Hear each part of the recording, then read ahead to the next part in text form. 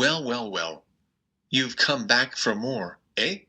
Welcome to week 7 of the social psychology of work. This week, we're moving on to learn about some more contemporaneous dramaturgical theories. I've assigned a couple journal articles for you to read. These can be found in the LMS. At this point, I'm going to hand it over to the professor so he can introduce the concepts of emotional labor and aesthetic labor. Ciao.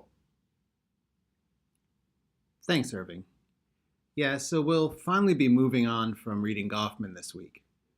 He's written a number of other books, but I think you've read enough to really get a feel for his framework and his mode of thinking. This week we'll be looking at two theories that were inspired by Goffman's dramaturgy. Both theories apply dramaturgical concepts to the workplace, which is why they're such a good fit for this course. They apply these dramaturgical concepts specifically in the context of the interactive service sector, where employees regularly interact with customers on the shop floor. First, the theory of emotional labor looks at the ways in which employers can control the emotions of service sector employees. When one's emotions become commodified, the result is that one can feel alienated. Second, the theory of aesthetic labor looks at the ways in which employers can control the appearance of service sector employees. This theory argues that attractive people have an advantage in the labor market over less attractive people, the latter of whom are subject to appearance-based discrimination, or what's sometimes called lookism. Both theories reveal a dark side to employment in the service sector economy. Why don't we just dive right in, starting with emotional labor in part 1 of the lecture series, followed by, of course, an activity on the online forum, and then a discussion of aesthetic labor in part 2. I want to start this lecture series by asking you an important question. What makes you, you? Think about that for a moment. Why are you who you are? It's not a simple question, and there's no simple answer to it. I am a professor. That's my work identity. But I'm also a husband, a father, a son, brother, cousin, etc. But what defines me? Is it my personality? My unusual sense of humor? The way that I dress? What about you? What is it that defines you? What we've learned so far in this class is that we all make choices about how we present ourselves to the world. These choices give us some control over our presentation of self. But when we enter into an employment relationship, we can potentially lose our freedom to choose how to present ourselves. In effect, we give up our freedom to behave and appear the way we want to behave and appear in exchange for a wage. This lecture series will look closely at the implications of employers' control over our looks and our behavior in the workplace. We're going to start with a discussion of the concept of emotional labor. Do organizations have feelings? Well, yes, they do. Well, sort of. We spent the first half of this semester learning about how individuals present themselves to the social world. Well, organizations also have to present themselves to the world as well. And they use many of the same tactics that people use. Let's think for a moment about employment. What does it mean to be employed? When you are offered a job, you are given a wage. Your employer pays you, but in exchange, he or she gets to control your behavior when you're at work. So there's a quid pro quo here. Outside of work, you have complete freedom to do what you please. But when you're at work, the employer owns your labor. You may feel like just going to the beach, but you can't because you've signed away your rights to do what you want to do during the workday. When you're at work, your behavior is controlled by your employer. But this control covers not just your behavior, but also your emotions when you're at work. This is especially true in the service sector. Emotional labor implies the commercialization of your feelings. The idea here is that employers have dominion not only over your behaviors, but also over your hearts and minds. Emotions can be a saleable commodity. If leveraged correctly, the right emotions can be used by employers to promote competitive advantage. Think about fast food restaurants. They all offer cheap food at a low price. But why would someone choose to go to one fast food joint over another if the raw materials are essentially the same quality and price? Well, if McDonald's employees are always smiling when they serve you and making you feel important, and KFC employees hardly recognize your existence, then people are going to opt for McDonald's. So, for McDonald's to be successful, they have to control not only the behaviors of their employees, for example, cooking the food, but they also have to control the emotions of their employees, right? It's called service with a smile. The employee must love the organization, its products and its services. And he or she must love the customer and share that love with clientele. But there's a problem here. What if you're just not happy? What if you're just feeling sad that day, or frustrated, or angry, or confused? These are all valid emotions that make you you, and yet you do not have a right to express them as an employee. Thus, deep acting or pretending to be happy all the time for the customer can alienate one from one's true self. When organizations expropriate your emotions, does it not take away the very essence of who you are? Think about that. If you cannot express how you really feel, then how is employment significantly different from a form of slavery? The theory of emotional labor can be traced back to the pioneering work of Arlie Hochschild. She wrote a now classic book called The Managed Heart, in which she outlines the contours of her theory of emotion regulation in the workplace. The first thing I would say about this book is that it is very Goffmanian, very dramaturgical. It really follows in the footsteps of the presentation of self in everyday life and is basically an application of Goffman's theory to the workplace. She argues, like Goffman, that we present performances at work that do not correspond to our real selves. A key difference, though, is that Goffman does not believe in a real self, whereas Hochschild does. And she argues that we become alienated from our true self when we work. The theory posits that we must deliver a socially desirable performance at work, especially in customer service work. Moreover, the emotion underlying the performance must correspond to the situation. What do we mean by emotion-situation correspondence? Well, an employee must present as happy at a wedding, but serious and solemn at a funeral. Emotion work means proactively shaping and suppressing one's emotions at work. As an employee, sometimes you have to try hard not to laugh. Sometimes you have to force yourself to not cry or show anger. The point here is that emotion in the service sector becomes just another aspect of exchange in the labor market. Your emotions, therefore, become commodified at work.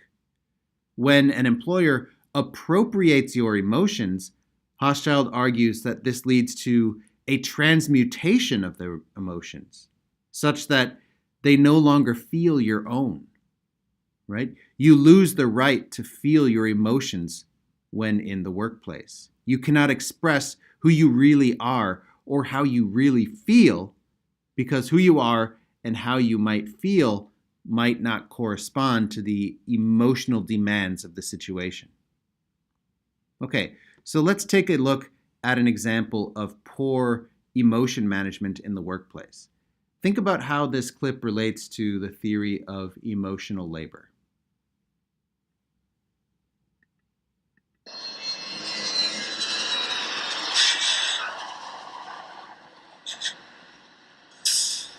It's a white man down called Space 35.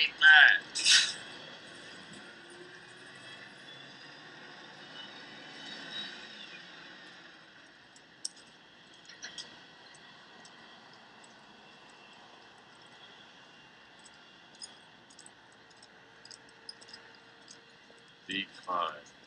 5. D5.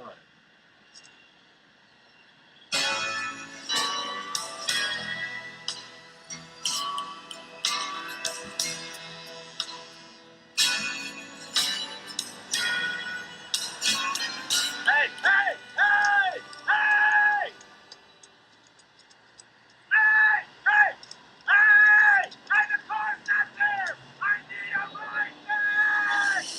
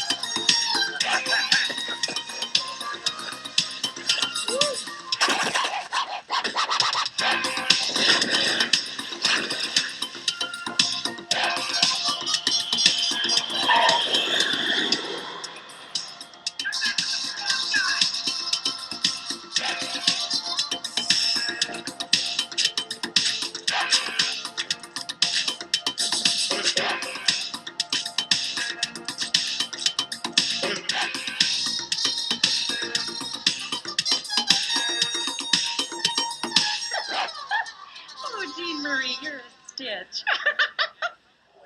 No, Mom's gonna do the turkey. Yeah, Dad wants ambrosia, so I guess we gotta get those miniature marshmallows. And I'll do the crescent rolls, and you do the cranberries. You know I can't cook. Oh. Yeah, well, I'll see you tomorrow then. Gobble, gobble. Oh, bye-bye.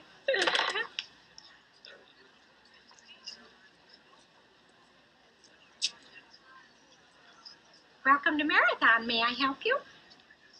Yes. How may I help you? You can start by wiping that fucking dumbass smile off your rosy fucking cheeks. Then you can give me a fucking automobile. A fucking Datsun, a fucking Toyota, a fucking Mustang, a fucking Buick. 4 fucking wheels and a seat. I really don't care for the way you're speaking to me. And I really don't care for the way your company left me in the middle of fucking nowhere with fucking keys to a fucking car that isn't fucking there. And I really didn't care to fucking walk down a fucking highway and across a fucking runway to get back here to have you smile at my fucking face. I want a fucking car right fucking now. May I see your rental agreement? I threw it away. Boy, Oh boy, what? you're fussed. Following Hochschild's seminal book, Bolton and Boyd wrote up a poignant critique in 2003. This is a wonderful article, published in the journal Work, Employment, and Society. The authors conducted a series of qualitative interviews with cabin crew and flight attendants in the UK airline industry. As you might expect, given this industry, 83% of the respondents were female and 72% were aged between 21 and 35 years. So this is quite a young and feminine sample. Obviously, cabin crew are subjected to the demands of emotional labor. They are expected to interact with and indeed serve the airline passengers. Having paid a lot of money for their tickets, passengers can be, of course, quite demanding of the service that they receive in flight. In short, Bolton and Boyd argue that Hochschild was wrong. There is not just one form of emotional labor. To assume so would be a gross oversimplification. Instead, they argue that there are 4 separate forms of emotion management. These are pecuniary and prescriptive, and presentational and philanthropic. Employees must identify which form of emotional labor is necessary depending upon the so-called feeling rules of both the organization and the situation. Let's have a look at these 4 types of emotion management, starting with the last 2 first. According to Bolton and Boyd, not all emotional labor is alienating and controlled by the employer. This is a major disjuncture with Hochschild's original work on the concept. What they call presentational and philanthropic emotion management are genuine and self-directed emotions. In both these forms of emotion management, the employee retains discretion over how much and what types of emotions to express in the workplace. They derive from our wider understanding of appropriate emotion expression through the sociological processes of socialization. But there are subtle differences between these 2 forms of emotional labor. Presentational emotion management refers to the basic socialized self, in that we all internalize the general rules of interaction when entering a situation.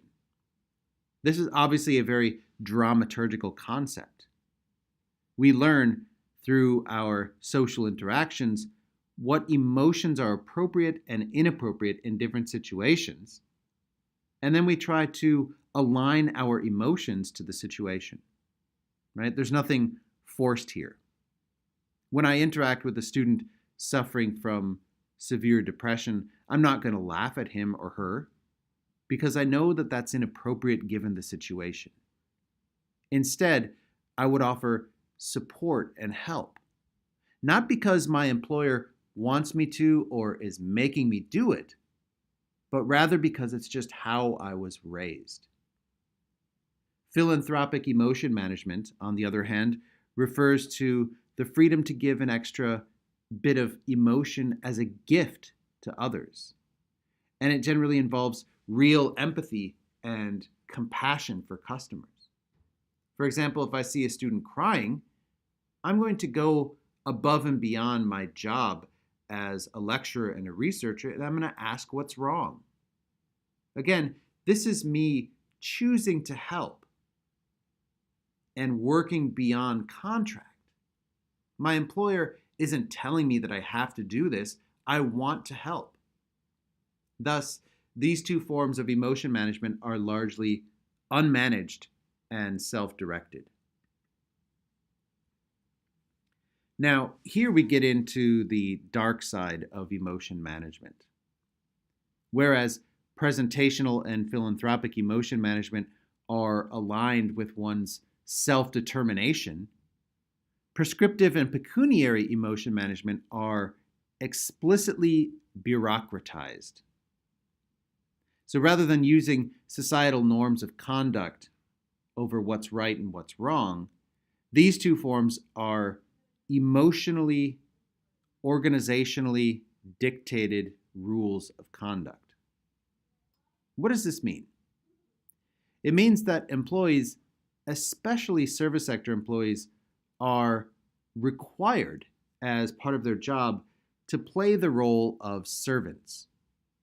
They must regulate their emotions, and crucially, their emotions must appear to the customer to be genuine, even if they're not. So it's the appearance that counts. Does this sound familiar to you? Again, the theory of emotional labor is very dramaturgical in nature. It is not necessary for the employee to buy into the organizational norms, but they at least have to give off the impression or the appearance that they love their company and that they love the customer. So let me give you some examples. For those of you who've worked in customer-facing roles before, you'll be familiar with some of these feeling rules. You must always smile to the customer, right? Remember, CCTV will be watching you, so if you don't smile, your employer will certainly know about it. If you're suffering from depression or some significant mental health problem, you must conceal it from the customer. If you feel like crying, well, you'd better do it in the staff toilet and not in front of the customer. You must also make the customer feel attractive, important, sexy, beautiful, and intelligent. When customers become irate and abusive, like the Steve Martin clip we just watched, you must keep your cool and calm them down no matter how you really feel about them. If your opinion of a customer is negative, you cannot ever express that opinion because this will reflect badly on your employer. In other words, when we are at work, you must sign away your rights to your emotions and allow your employer to control how you feel. This commodification of one's emotions leads one to become estranged from one's genuine feelings.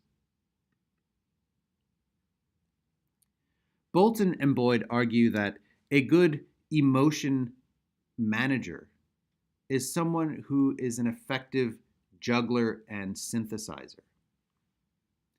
They recognize that emotion work can be demanding, it can be boring, exhausting, tedious, arduous, and stressful, often resulting in burnout or psychological distress.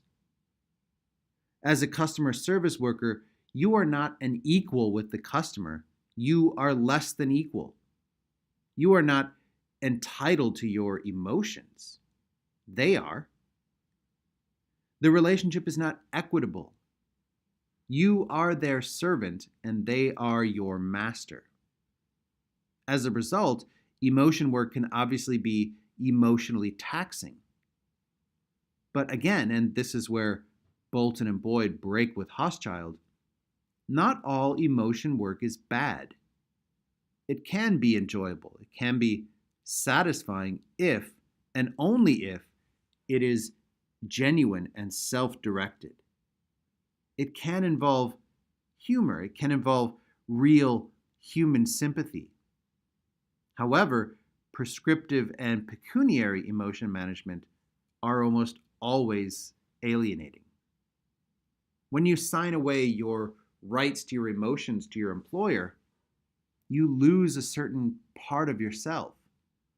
Or alternatively stated, your employer controls an essential part of what makes you, you. Okay, I want to draw this first half of the lecture to a close with a very brief overview of Marx's theory of alienation. This is a pretty complex theory, but I'll do my best to simplify it. Marx first wrote about alienation in his early writings in the Economic and Philosophic Manuscripts of 1844. This is more of a psychological theory than an economic theory, as you would tend to find in his later works. It starts with a very Hegelian assumption, which is that when a subject is separated from an object, the subject becomes alienated. This is what happens, according to Marx, when the worker becomes a commodity in the eyes of the employer. When people become commodified, they become, according to Marx, the most wretched of all commodities. We're not things, after all. We're not tools. But organizations treat us like things. They treat us like a means to an end rather than ends in and of ourselves. Marx argues that what we produce at work becomes alien to us. We, as employees, become slaves to our labor. And the more productive we become, the more alienated we feel. In effect, Marx is arguing here that the worker loses an essential part of him or her through his or her labor. The employing organization appropriates a part of your essence. And the harder you work, the more psychologically detached you become, and the more delighted the employer is. So the point here is that productive work is good for organizations, but bad for individual employees, according to Marx. Consider the example of an artist, right? The essence of the artist is contained in the artwork itself, right? But if you are employed as an artist, not a self-employed artist, but someone else employing you, then the employer captures that essence, making the artwork itself estranged from you. Of course, not all work is equally alienating. Scholars, like myself, have intellectual property rights over our work. But the key point here is that, as we've discussed, insofar as an employer has control over your emotions at work, this is the same as having control over your very essence. And the result is that we feel more like objects than subjects. We become alienated from ourselves and from our labor. Okay, I'm now going to pass it over to Irving, my avatar, so that he can explain the LMS exercise that you'll be doing this week. I'll see you in a bit. Over to you, Irving.